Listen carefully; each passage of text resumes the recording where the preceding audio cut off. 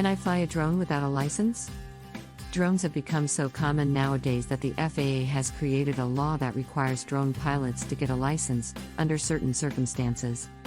The reasoning is a lot like the need to get a driver's license. It imparts a sense of accountability, thus enhancing the safety of the entire activity. However, not all drone pilots have embraced the idea of having to secure a drone license.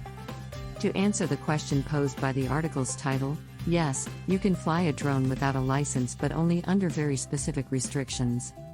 However, this leeway might not last for much longer, as we shall see later on. Under what circumstances can I fly a drone without a license? The first distinction you need to make is the one between a drone pilot who flies only for fun and one who flies for profit. In this context, only a drone pilot who flies for fun or recreationally is allowed to fly a drone without a license.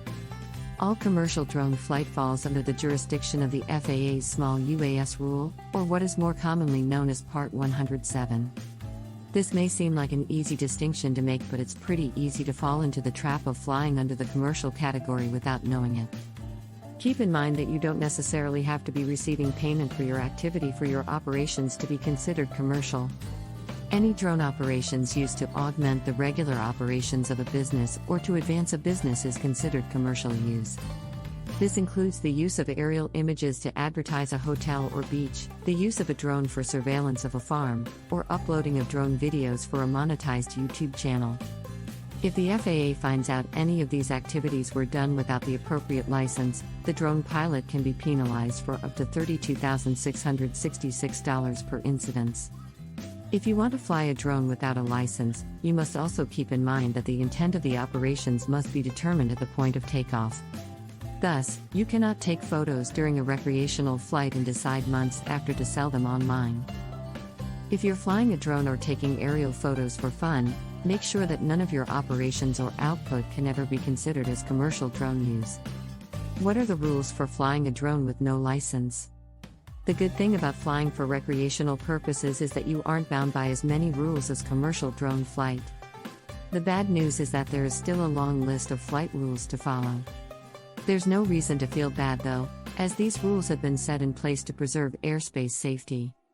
Please keep in mind that there may be local rules and laws that you need to follow as well. Stay away from controlled airspace without approval. Controlled airspace are patches of airspace that receive an exceptional level of traffic, in other words, the areas near airports. Drones are generally discouraged from flying in these areas to avoid close encounters between drones and manned aircraft. However, a middle ground can be achieved where drones can be authorized to fly in controlled airspace if they have secured prior approval and subject to certain limitations. Fortunately for both recreational and commercial drone pilots, such approval can be easily requested via the LOG system. This is an automated airspace approval system that has been integrated into many drone flight apps. By providing details about where they are flying and the drone they are using, drone pilots can request for authority to fly in controlled airspace and receive an almost instant response. Complete the trust training and test. In June 2021, the FAA established the Recreational UAS Safety Test, TRUST, a free online training and test module. Completing TRUST is quick, easy, and free and can be done on our FAA-approved platform. Do not fly in restricted airspace. In contrast to controlled airspace, restricted airspace can be assigned or declared due to a variety of reasons. These reasons can include the congregation of large crowds, airshows, military exercises, artillery testing, the presence of critical infrastructure, or VIP movement. In any case, drone flight is discouraged in restricted airspace as it can compromise national security or the safety of other aircraft or the people or property on the ground. Do not fly over crowds or moving vehicles. This is pretty obvious. You should not be flying your drone over people who are not participating in the activity. The consequences of a drone crashing in a crowd can be disastrous. Despite being fairly lightweight, a drone has sharp moving parts that can easily puncture through skin and cause serious injuries. The rationale of prohibiting drone flight over moving vehicles is similar. While a vehicle can provide reasonable protection against drone crashes, a drone crash on a moving vehicle may cause a driver to become startled and get into a terrible car crash. Fly only below 400 feet in uncontrolled airspace. Even when flying in uncontrolled airspace, drone flight is restricted to only 400 feet AGL. This enforces an at least 100-foot buffer between drones and the 500-foot minimum cruising altitude of manned aircraft. Do not fly into an ongoing emergency. Whether it's a fire or search and rescue operations, drones and other forms of air support are increasingly becoming standard elements of any type of emergency response. However, airspace safety still needs to be maintained during these circumstances so that the emergency responders themselves don't get into danger. For this reason, do not fly your drone into an emergency response area lest you cost these emergency responders several minutes that could make the difference between life or death. Give way to manned aircraft. In the grand hierarchy of the different types of aircraft, the unmanned ones are assigned to the lowest rung because of their very principle, that they are unmanned.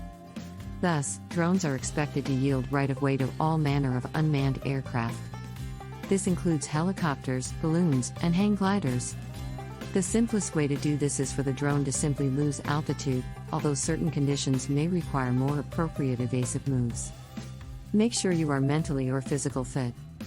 Lastly, a drone pilot needs to in the proper state of mind and body to fly a drone.